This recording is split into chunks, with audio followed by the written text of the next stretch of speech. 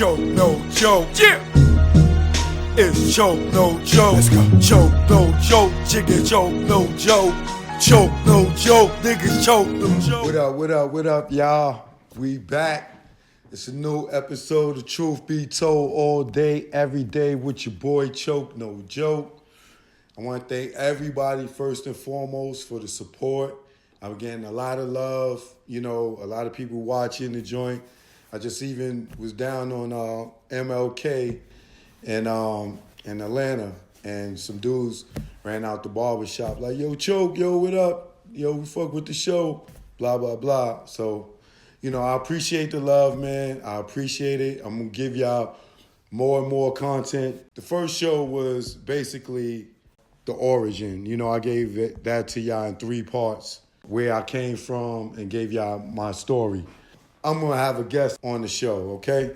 This will be my first guest, so this is going to be monumental for Truth Be Told all day, every day, because it's going to be my first guest. And my first guest is 1/4 for the legendary ATL group, who are one of the hip-hop groups to break ground for the South to be accepted up north. Like Kane from the Yin Yang Twins. Y'all seen the video with him, at the Goodie Mob show when he was talking about the first group to be accepted in New York from the South was Goodie Mob. Well, at least from Atlanta. And he seemed a little salty about that. You know what I'm saying? That it wasn't them first or anybody else. But the reason New York related to Goodie Mob was because they weren't gimmicks. They weren't trying to be something that they weren't. They were just regular niggas from the hood, just like regular niggas from the hood all around the world. It's just that it wasn't no concrete jungle around them. It wasn't no low riders around them. You know what I'm saying? It wasn't that lifestyle. Their lifestyle was their lifestyle, and that's why we accepted them for who they were. Plus, not only were they just being themselves, they were also giving food for thought. You know what I'm saying? With albums like Soul Food. They were conscious rappers when niggas was talking about selling drugs, niggas was killing niggas was gang banging, and these dudes was uplifting the culture by just, promoting black power and just being yourself. You will know once I say that this person is also going to be known as the first person in Atlanta to get the medical marijuana going on a corporate level. Him and the doc, they got a whole movement out here. He gonna tell y'all about that too, with his brand Gipp Goodies that he got going along with 3 Seeds. I'm not gonna hold y'all any longer. Y'all already know who it is. It's my man Gipp Goodie from the Goodie Mob. So good. My G right here, all right? Gipp Goodie, what's going on, baby? What's happening, King? How you doing? I'm good, man. A lot of people gonna be like, yo, man, Choke, he put Gipp on, man, the first guest, that's his man. You goddamn right, you look out for your people first. That's how we do it. Yeah, first and foremost, where you get the name Big Gipp from? Gipp, first of all, Gipp is my real name. Big Gipp, that was really something they called my pop, and that's something I adapted to once I was coming up. And another thing is that I really got it because my house was always ground zero for the kids in the neighborhood.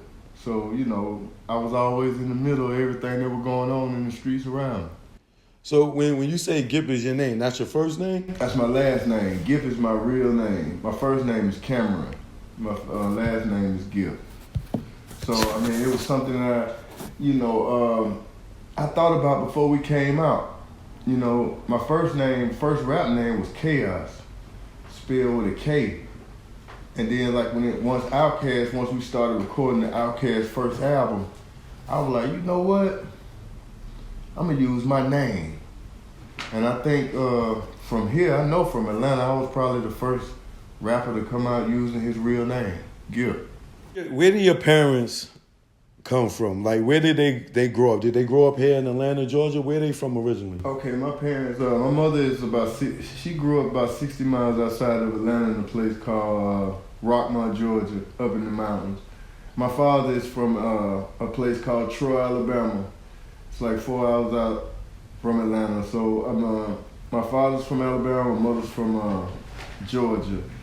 My father met my mother, once he came back from Vietnam, and my mother was a Clark Atlanta student.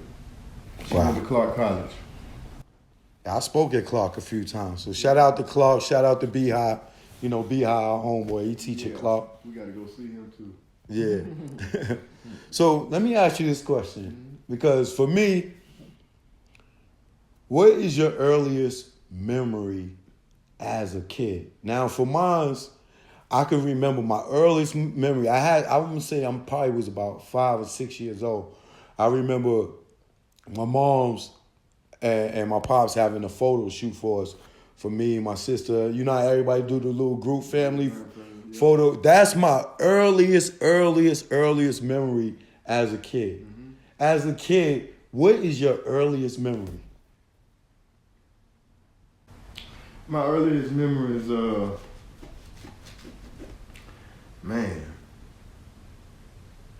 I think as a kid growing up, my earliest memory and my first traumatic situation I think that made me remember this certain situation was when my mother was pregnant with my brother. Just always remembering as a kid how much she used to cry a lot because my brother used to kick. She said at me as a child, I never really kicked her, but my brother was a real kicker. So my early memory as a child was really walking into the rooms with my mom and her being pregnant with my brother, and that's about where my life started.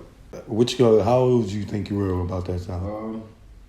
Because you could tell by the distance between your brother's age. 5. Same thing. Right? I was 5. My brother's 4 years younger than me, so I believe I was 5 years old when I first started really, where I can go back in my mind and start putting stories together at that age. Right before my brother was born. That's crazy, because I was thinking about that the other day. I'm like, damn, what's my earliest memory from my life? Like, I kind of remember going to kindergarten and all that, but that all came after that picture. So I guess maybe about 5 years old when we all as kids start thinking or can go back in our heads and remember. Because 2 years old, you ain't going to remember none of that stuff. I don't even remember that stuff. It's really like that 5 when you first start going to first grade. In kindergarten and all that stuff, right? And that's when you starting to have memories of being a kid at that time. Yeah, so for, all y'all out there watching the show, go in the comments and tell us what's your first thoughts of a child. Because I know y'all like, damn, I never thought about that. So, some of y'all, hit us up with some of the comments and let us know how old were you when your first thoughts were. But my next question for you is, as a kid, what were your first dreams in life? Like your first aspirations? Some people wanted to be a cop, some wanted to play football. In your earliest memories, what did you think you were going to be in life? A wrestler. I thought I was going to be a wrestler, man, because, I don't know. As a child, my grandmother was a real big wrestling fan, man, out of Alabama, man. Like, her man was Tommy Wildfire Rich, man. That was her guy. And she was the first one to start taking me to the wrestling, where I got to see the Barbarian, Austin Idol, people like Jared the King Lawler. That was my childhood, man. Back then, it was like Saturday mornings, you wake up, you look at your cartoons from about 8 to about 12, then your Channel 17 wrestling come on, man. So as a child in the South, man, that's, I was into the Von Erichs and all that good stuff going on in Texas, and wrestling number 2, the great Kabuki. That was Gipp, man. That Gipp wanted to be a wrestler, and that's I never heard of none of these wrestlers you name it. Is that the WWF or before then? That China 17 folk. That's where that Ric Flair come from, man. You had to be, that Ted Turner, man. He really started that whole thing around here. Like Abdullah the Butcher used to stay in our neighborhood. So we got to see Abdullah the Butcher a lot of times on the south side. He had a wing spot that we used to always see him at over there in Ben Hill. So, Pistol Pez Whiteley, I went to school with his daughter. Atlanta was just a big wrestling town then. It was all about Channel 17 wrestling and Atlanta Braves. And TBS. And right? TBS. Yeah. That's it. That's what Atlanta was about. That's what it built Atlanta. And then, from the wrestling, Ted Turner created CNN. Since we're going to stick with your childhood, what elementary school did you go to? Give me a memory back from that school. Man, I went to Dotson Drive, East Point. My biggest memory in elementary school, man. My biggest thing I wanted to do in elementary school, man, I wanted to be the patrol. The guard, to wear the little strap to walk the kids across the street. The crossing guard. Because that was kind of like the first thing we saw as a kid that had authority, but you was a kid. Right. When I seen the little boy wearing the little strap, man, I said, man, I want to run the crosswalk. So I always wanted to be the one to run it. And I think that was the first achievement in my life that I felt like, hey, man, I'm growing. I'm not like the other kids around me. That was the first thing, my first job, crosswalking, doing Dotson Drive. That was it. And that's also where I met Cool Breeze. I met Chief, I met some of the guys that I do records with. The elementary school, that's where it started for us at East Point.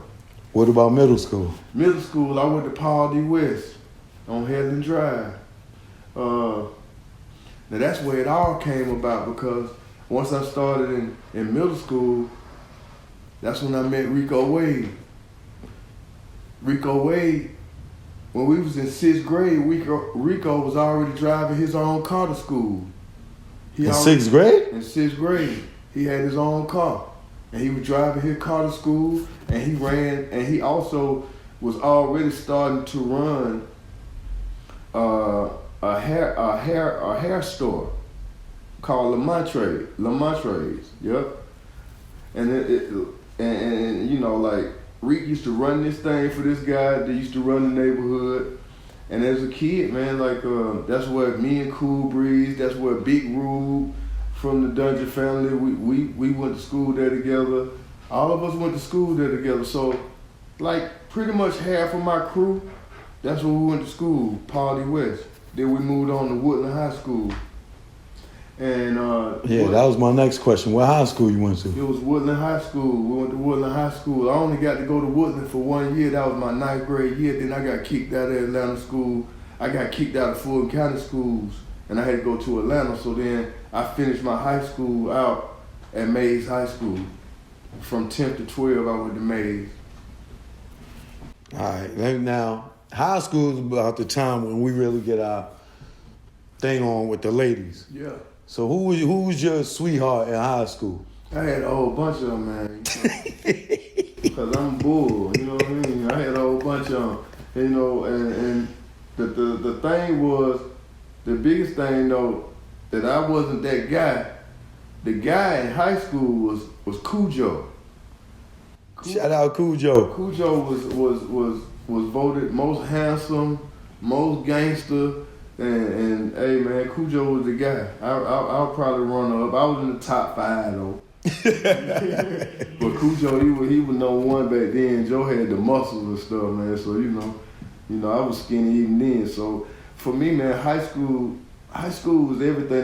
That's when I first met Timo Goody from the Goodie Mob at Mays High School, and that's also where I met CeeLo. That's when I started seeing CeeLo. So okay. That was around 88, 89. Now, did you go to college? Did any of y'all go to college? Yeah, Cujo went to college. He went to Morris Brown with Timo. Him and Timo went to Morris Brown. How about you? Nah, I went to high school. See, let me tell y'all about Atlanta back then. See, Atlanta back then was really a big hair town, man. The Bronner Brothers. This is the town where Bronner Brothers was created. So it was all about hair and stuff like that. So, you know, a lot of my aunts and stuff, they had their own shops. My uncles had their own barber shops. So I was really thinking like, yo, I'm gonna just go into the hair industry because I always knew there was a lot of money in the hair industry. And then plus I saw this movie called Shampoo about a man, about a pimp from LA who was a pimp, but at the same time he did hair and his name was Shampoo. And I felt like that whole image fitted me at the time. Yeah. After the hair school, Once I started doing hair and stuff like that, I used to always go down to the projects where Cujo was in Dixie Hill. So I used to always be in the projects with him. I'd do hair during the day and then go sell weed at night in Dixie Hill. So with that being said, you know, a lot of my brothers, like Cujo, started going to school. Timo, he was working downtown, and at the same time, we was kind of getting the music together. A lot of people don't know that Gipp came out before everybody. I came out in 1991 on a girl called Angela D on Ichiban Records. That was my girl at the time. So I really came out 2 years before everybody else. And then the next thing you heard me on was Parental Advisory album. Me and Pimp C on this song called Dope Stories. That's the first time that people heard Pimp C rap with some Atlanta rappers, which was PA at the time. So after that, after we started putting PA together, PA signed the Pebbles. That's when we snuck Outkast in.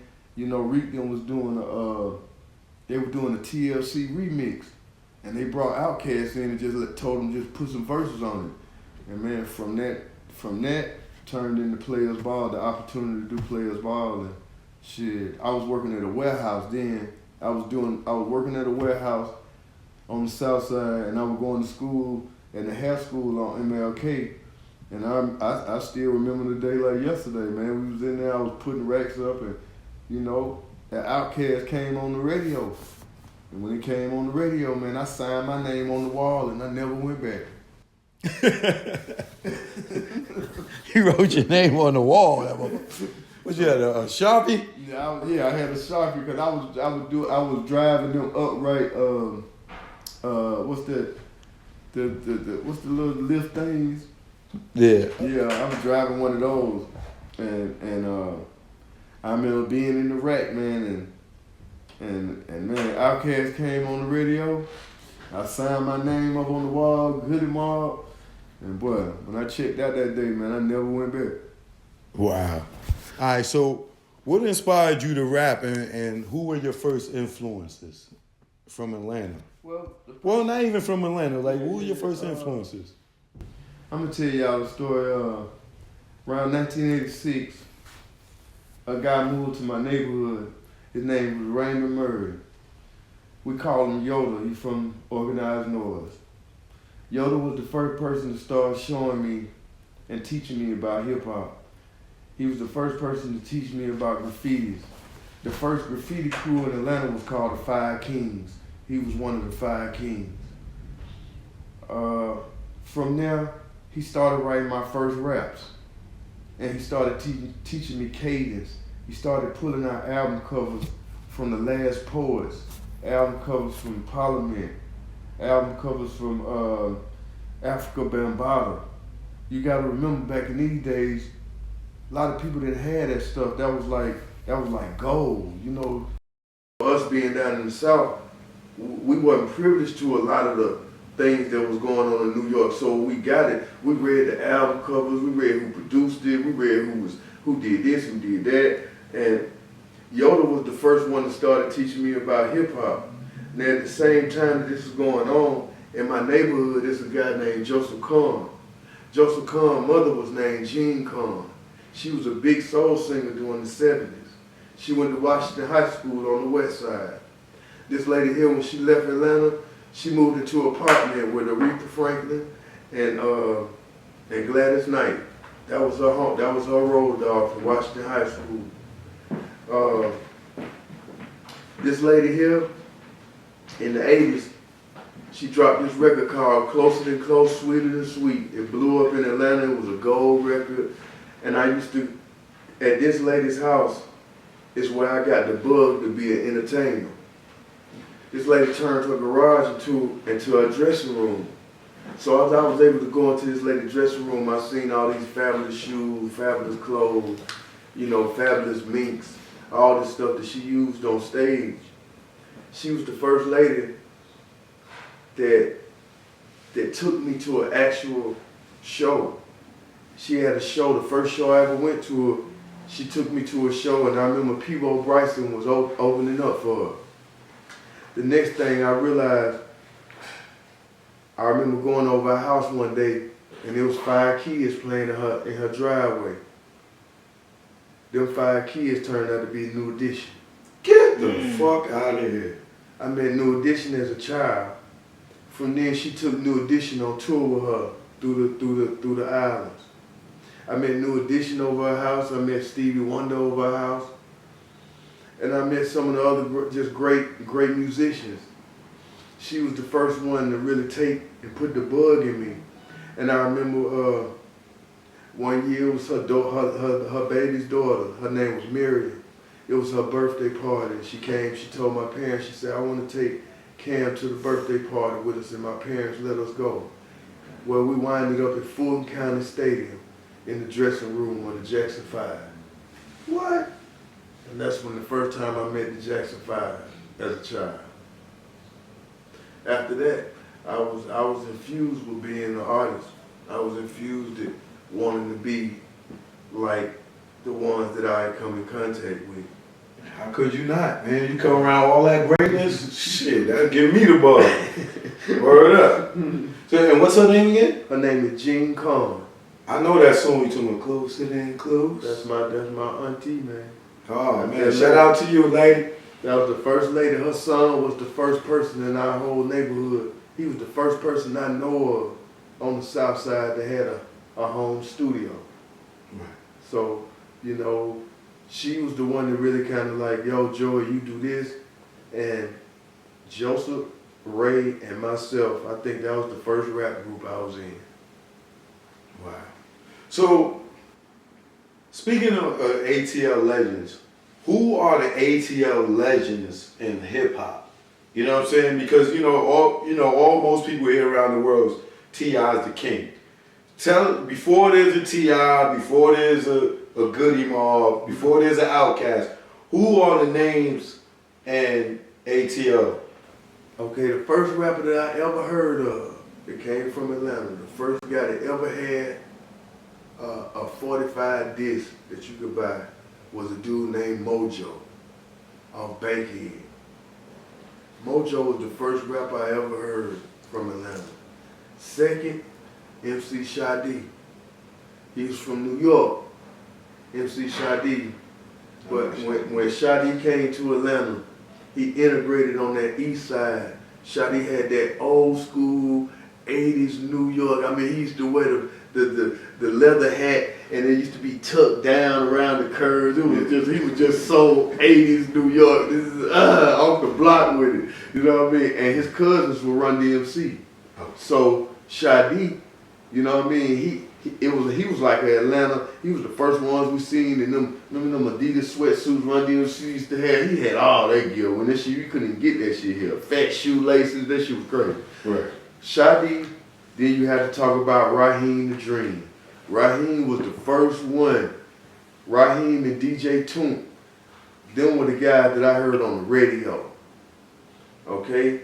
After, and you gotta look, Sha-D was from Luke Skywalker, so he was hooked up with Luke Records. So that's why Miami was always, and Luke was always big in Atlanta, because Atlanta and Miami was always one back then. Mm-hmm. Okay, from there you go to Raheem the Dream, straight from Thayer High School. DJ Toomp, everybody knows DJ Toomp, the legendary producer. They was the ones that I remember 9th grade going to Mays High School, 10th grade, and hearing the Lemonade on the radio and being like, man, they playing rap music in Atlanta on B103 in the morning time. Raheem, the biggest record, Eliminator, was crazy. And then you have to go to the one and only Kilo Ali, Cocaine. He was the guy. So I mean, like, from them guys, then you go to Success and Effect. You know what I mean? Then that's when you break it down and start going into the mixtape. Well, see, what was different about how we did our mixtapes down here, see, when we was in school, we was always into cars. A lot of my friends, all us came up driving cars, so we all had our own cars at 16. So the first thing we did is go and put speakers in the back, and the only thing we played was Two Live Crew and Magic Mike, because we wanted them certain Vegas to jump up out that trunk all day. You know what I mean? And outside of that, for the girls, the person that started the first Atlanta mixtapes was a man called Edward J. and DJ and Mr. College Paul. They started the underground mixtapes, and what was dope about their mixtapes was they took bass music and put it on top of slow music. So remember back then, it was all about Keith Sweat. It was all about that Al B. Sure first album. Yeah. Oh man, it was like that was what you rolled around to after you got your car clean. You know what I mean? Put on your goddamn silk chiffon shirt, man. That's what it was back then. And those are the ones that I feel like really, really. And I can't. Man. Whoop, there it is. What's the name? The Tag Team? Tag Team. Tag Team was the first rap group in Atlanta. The DJ for Tag Team used to work at Magic City. And that's how they broke their record. People gotta understand, Tag Team, that record was the first Southern rap record to go pop. That record was fucking huge. Yeah, it was. For that time. Yeah, it was. That was a big record. And people didn't think that was just some strip club shit that fucked around and crossed over. And man, you gotta give it the Tag Team. They was the first group from Atlanta to get national pop success. Yeah, that song was big as Who Let Them Dogs Out? Like that was one of those type of records. What, like where they gonna eat forever off that record. Yeah, it was wrong. So, with that being said, like, I need to know, why is T.I. y'all king? Or the king of the South? Because for me, I've been listening to this hip hop shit forever. You know what I'm saying? In the 80s, I hustled in Virginia, so I was in the South early. Mm-hmm. I know Virginia ain't considered the South, but it's the South. For anybody above that, that's the South. That's the South. Right, you know what I'm saying? So I've been listening to Ghetto Boys since probably like 87, I think, 88. You know, it might have been earlier. But so I know of the Ghetto Boys, and I was into other music. Niggas from New York wasn't traveling like I was traveling because I was hustling out of town. So I got introduced to Southern music early. So for me, T.I. being the king of the South, I just don't get, because I always put Scarface first, because Scarface was out way in the 80s, way before T.I. was even thought about. Lyrically, I don't think T.I. could ever touch Scarface. I don't think T.I. catalog could touch Scarface. So for me, I just never understood. Even though I know Scarface agreed with T.I. crowning himself the king, you know what I'm saying? But, I know a lot of it's probably propaganda from Leon, because I seen how everything went. But how did T.I. become the king of the South? Yeah.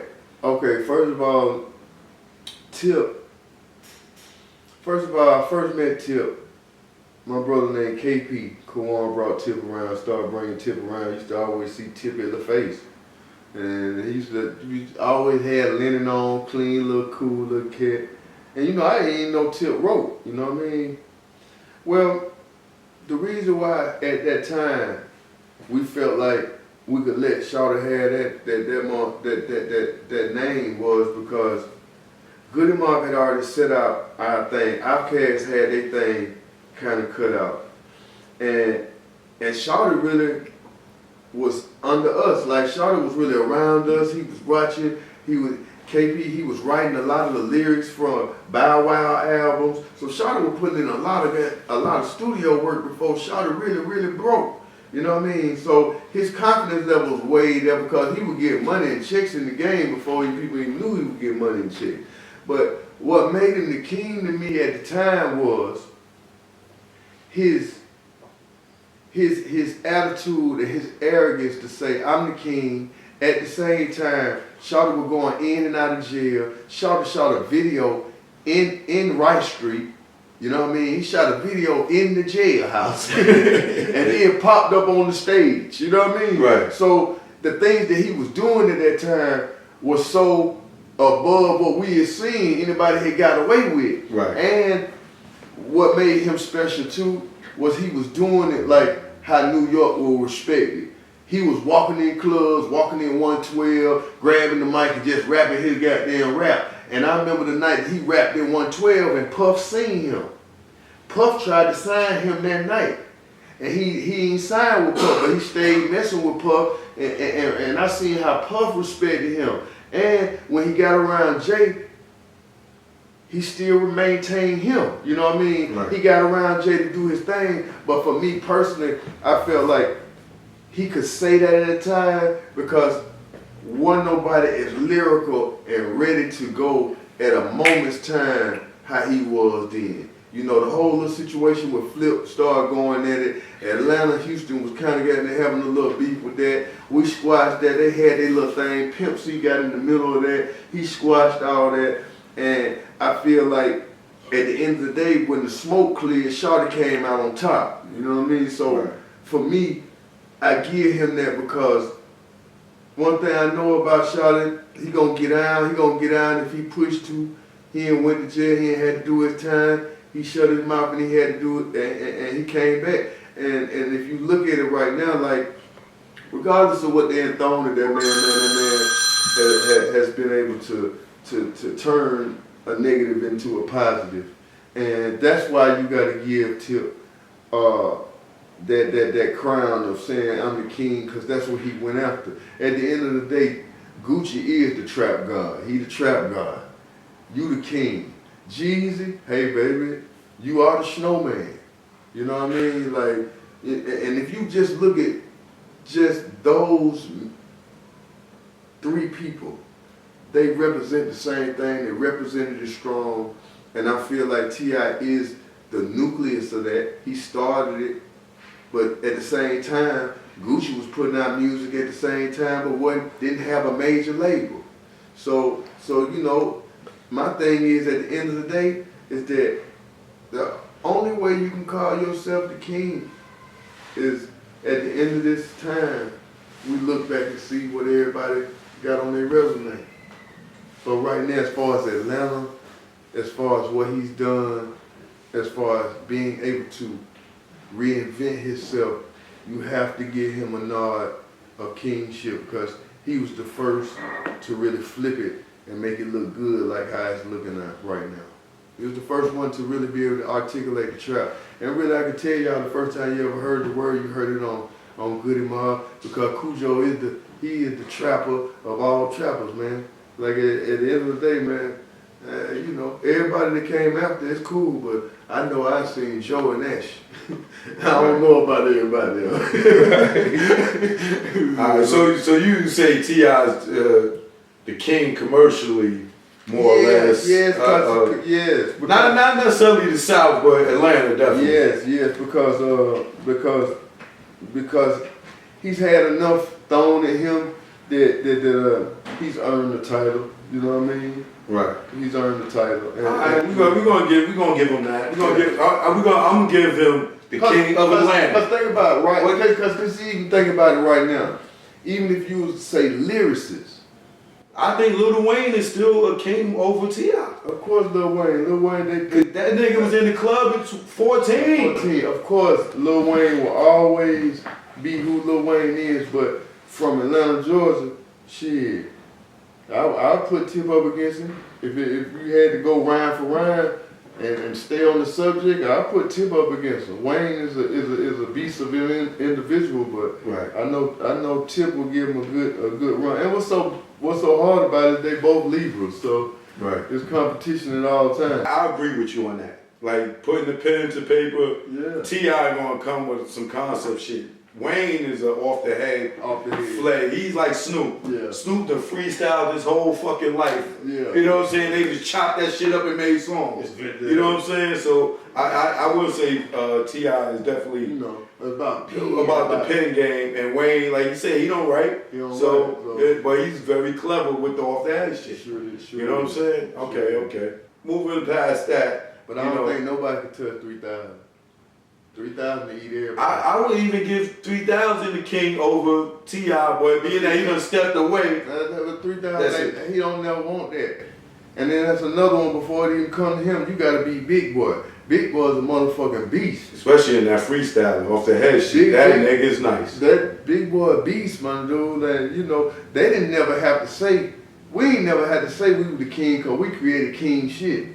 Right. We created Cadillac. We created the whole look. So for us, we always looked at it as like that shawty goddamn putting the crown on 2 riding with us on the side. You know what I mean? Right. And he created his whole thing and created Grand Hustle and who he is today. So that's why Tip, out of anybody, man, we hold him so close to heart as far as us because we really actually watched him turn into who he is right now. Yeah, he wasn't propaganda, like he wasn't commercialized and packaged up and threw out there. He was the real deal. I ain't gonna name no right. We ain't gonna do that, but yeah, alright, he went through the rankings. Alright, so shout out to Tip, T.I., alright? Now speaking of 3 racks or 3K, I call him 3K, short for 3,000. Where is 3 racks and why has he disappeared, man? Man, one thing about this new world got social media and stuff like that. A lot of the stuff that happened to us, man, wasn't on social media, you couldn't see it. Being that we was the only ones at that time and coming up, man, y'all gotta really look at the success of Outkast. Like, they sold more records every time they dropped, and I don't think it's another group that's ever did that. I just think that Drake he got on top of Mount Rushmore. There wasn't nowhere else to go. Right. You know what I mean? And you gotta look, man, we dropped Hey Ya, he was #1 for down there 3-4 months in the UK. You know what I mean? Like, he sold 10 million records and never went on tour. And then people don't understand this too, man. When you had so much success, sometimes the success becomes overwhelming. It's overwhelming, man, and it gives you no time when you want to just be an average person, man. Sometimes people don't understand that artists, how we come up with these great songs is just by living life, by going through the same thing that everybody else go to, and just putting it in song.